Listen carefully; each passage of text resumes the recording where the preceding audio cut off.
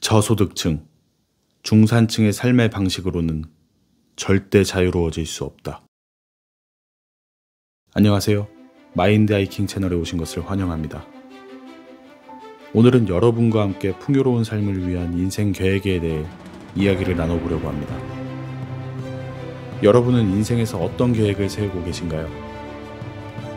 이번 주엔 친구들과 풀빌라를 빌려서 놀러 갈 거야. 이번 달엔 내가 좋아하는 가수의 콘서트에 가야지. 올해는 유튜브를 시작해서 부수입을 만들어 볼까? 5년 후에는 1억을 모아 결혼을 해야지. 등등 분명 우리는 모두 크고 작은 계획을 세우며 살아가고 있죠. 그러한 계획들은 단순한 스케줄부터 보다 나은 인생을 위한 원대한 계획까지 우리의 삶을 꽉꽉 채우고 있습니다. 키스 캐머런 스미스는 그의 저서 욘스마인드에서 저소득층부터 고소득층에 이르기까지 어떠한 사고방식을 가지고 계획을 세우며 살아가는지에 대해 이야기하고 있습니다.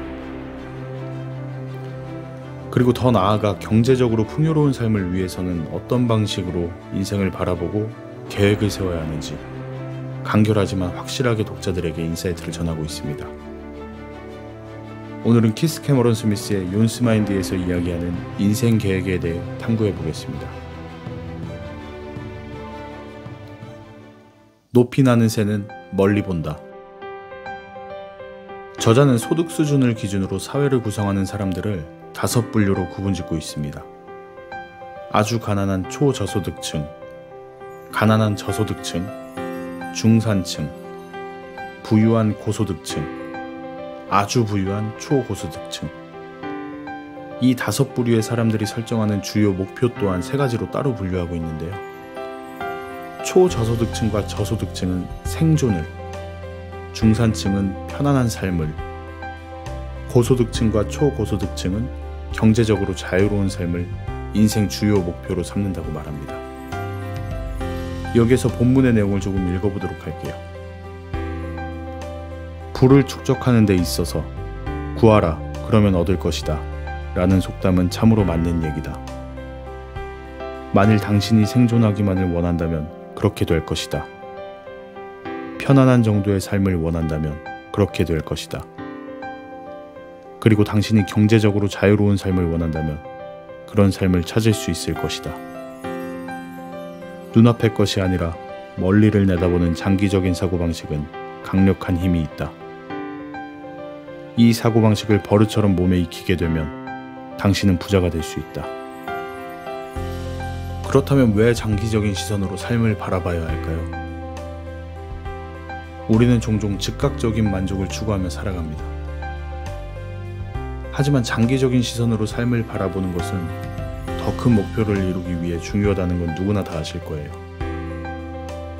스탠퍼드 대학교의 심리학자 월터 미셸의 유명한 마시멜로 실험을 예로 들어볼까요?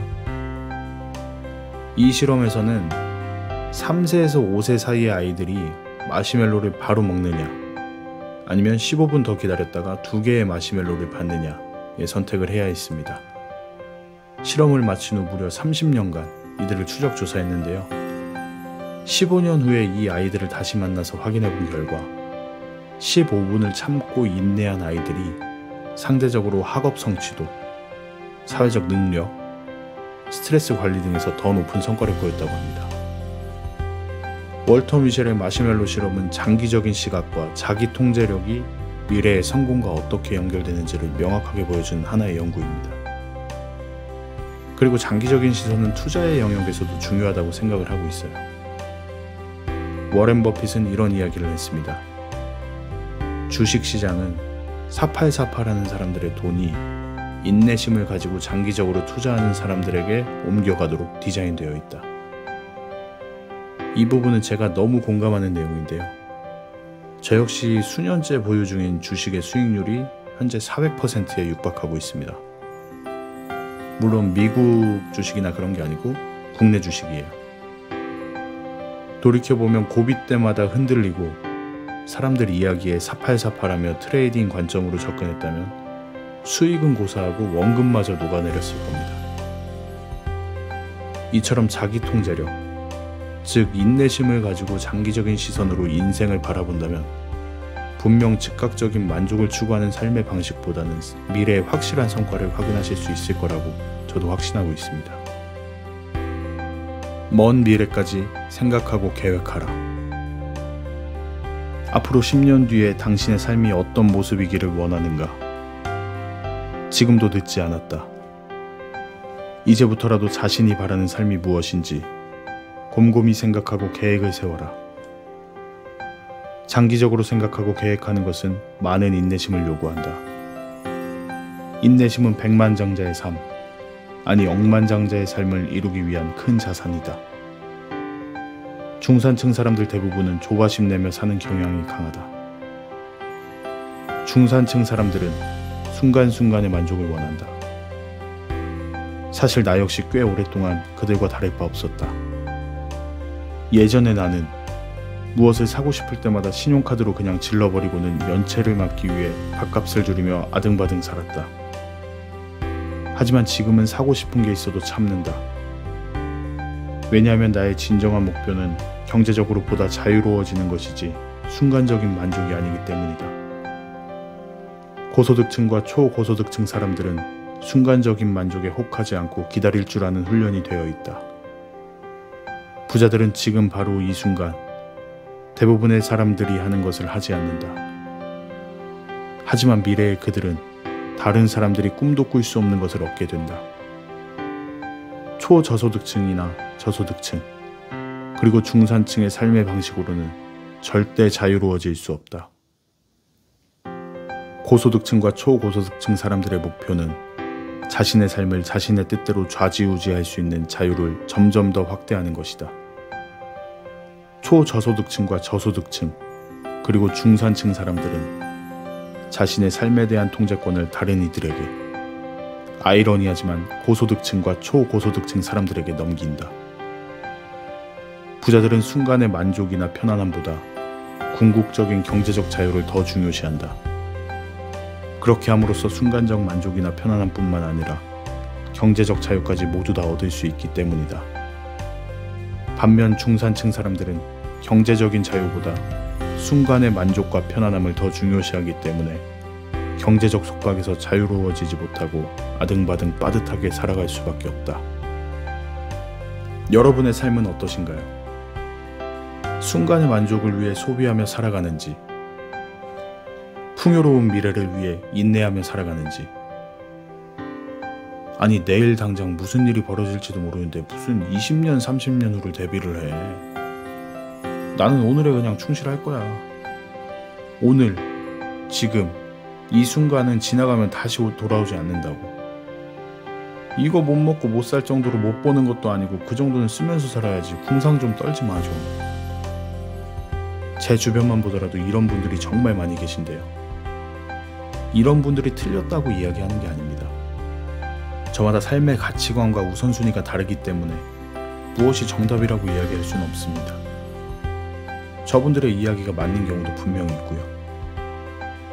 하지만 적어도 지금 내 인생이 만족스럽지 않다. 나는 현재 내 수준을 뛰어넘어 더 높은 곳으로 올라갈 거다 라는 욕망과 꿈이 있으신 분들은 순간의 만족이나 편안함을 뒤로하고 목표를 달성할 때까지 절제하고 인내하며 살아가야 한다고 저자는 이야기하고 있습니다. 저 또한 그렇게 생각하고요. 평범한 직장인에서 지금은 100억대 자산가가 된 월급쟁이 부자들의 너나위님이 예전에 하셨던 이야기가 저에게 너무 강력하게 다가와서 몇 년째 잊지 않고 있는데요. 제 기억에 의존한 거라 내용이 정확하지 않을 수 있지만 요는 이렇습니다. 너나이님이 인생을 바꿔야겠다고 마음먹고 직장 생활을 하면서 부동산 투자를 하던 시기에 달력처럼 1일에서 31일까지 주머니를 만들어 놓고 와이프분과 매일매일의 용돈을 주머니마다 넣어놓으셨다고 해요. 액수는 잘 기억이 나지 않지만 진짜 점심 한 끼 먹고 조금 더 여유 있을 정도의 굉장히 적은 금액이었던 걸로 기억을 하는데요. 그런데 또 그 돈을 아껴서 남는 돈은 세이브를 시켜뒀다가 그 돈을 모아 한 달에 한 번 정도 배달 음식을 시켜 먹는 호사를 누리셨다고 합니다. 여러분, 여기서 뭔가 느껴지는 게 있으신가요? 아니 됐고 무슨 부귀영화를 누리겠다고 난 저렇게까지 궁상 떨면서 살고 싶진 않아. 미쳤다. 내가 아끼는 건 아끼는 것도 아니었어. 역시 성공한 사람은 뭐가 달라도 다르네. 진짜 저 근성이랑 끈기를 본받고 싶다. 여러분은 둘 중에 어떤 생각을 하셨나요?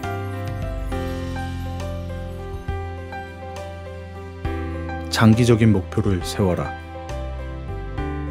저소득층에서 중산층이 되거나 중산층에서 고소득층이 되거나 혹은 고소득층에서 초고소득층이 되기 위해 자신의 미래의 삶을 계획하라. 그리고 장기적인 목표들을 설정하라. 사람들은 보통 자신이 1년 안에 이룰 수 있는 것에 대해서는 과대평가하고 10년 안에 이룰 수 있는 것에 대해서는 과소평가하는 경향이 있다. 장기적인 목표를 세우면 어려움을 이겨내는 능력을 키우기가 상대적으로 쉬워진다. 모든 부자들은 살아오면서 이런저런 난관을 이겨냈다. 자신의 꿈을 이루기 위해서는 뭐든 할 준비가 되어 있다는 마음가짐이 필요하다. 대개의 중산층 사람들은 어려움의 직면에 부담감이 엄습할 때면 너무나 쉽게 포기하는 경향이 있다. 그들은 지금 이 순간의 안락함을 중요시하기 때문에 어려움이 닥쳐오게 되면 견디지 못하고 그냥 포기하고 만다. 그러나 부자들은 어려운 상황을 수없이 겪더라도 멈추지 않고 조금씩 그리고 더 조금씩 계속 나아간다. 그들은 장기적으로 생각하고 미래를 내다보며 계획하기 때문에 저 너머에 있는 풍요로움과 경제적 자유를 얻는 그 순간까지 쉬지 않고 끊임없이 나아간다. 마지막 내용은 장기적인 목표를 설정하고 포기하지 않는 끈기가 필요하다고 이야기하고 있습니다. 토마스 에디슨은 전구를 발명하기 위해 1000번 이상의 실패를 경험한 것으로 유명합니다. 그리고 이같이 말했죠. 나는 실패한 적이 없다. 나는 단지 잘 되지 않는 1만 가지 방법을 발견했을 뿐이다. 또한 전 영상에서 제가 전달해드렸던 오그만디노의 세계에서 제일 위대한 비밀 세 번째 두루마리에서도 이와 같은 이야기가 나옵니다. 성공은 다음 모퉁이를 돌아서면 바로 있을지도 모르는 일이다. 다음 모퉁이를 돌지 않으면 알 수 없는 것이다. 성공의 종착지가 어디인지 알 수는 없지만 바로 저 모퉁이만 돌아서면 성공이 기다리고 있을 거란 희망을 가지고 한 걸음 한 걸음 포기하지 않고 내딛는 것이 중도에 너무 빨리 포기해버리는 중산층 이하의 서민들과 고소득층 사람들의 차이점이라고 저자는 이야기하고 있습니다. 저를 포함해 대개의 평범한 사람들이 그런 것 같아요. 일단은 시도조차 못합니다. 이리 재고 저리 재고 생각만 하다가 포기하는 경우가 대부분이고요. 어쩌다 시작을 했더라도 몇 번 시도해보고 내 뜻대로 되지 않으면 금방 흥미를 잃고 포기해버리잖아요. 가난한 사람은 결정하는 데 시간이 굉장히 오래 걸리고 결정한 내용을 번복하는 데는 굉장히 빠르며 성공한 사람들은 결정을 신속하게 하고 그 내용을 번복하는 데에는 굉장히 심사숙고한다는 이야기가 있습니다. 저 또한 무언가 결심하고 행동하기까지 시간이 오래 걸리는데 그것이 나와 맞지 않는다고 생각되면 바로 놓아버리는 그런 가난한 사람의 습성을 가지고 있습니다. 물론 의식적으로 그러지 않으려고 부단히 노력하고 있지만 여러분은 어느 쪽이신가요? 오늘은 욘스 마인드를 본문으로 어떻게 하면 더욱 풍족한 삶을 만들어내기 위하여 인생을 계획해야 하는지에 대해 탐구해 보았습니다. 다음 영상에서는 욘스 마인드의 또 다른 인사이트를 가지고 찾아뵙도록 하겠습니다. 새로운 지식과 잠재력을 탐험하고 발견하는 여정 마인드 하이킹이었습니다. 감사합니다.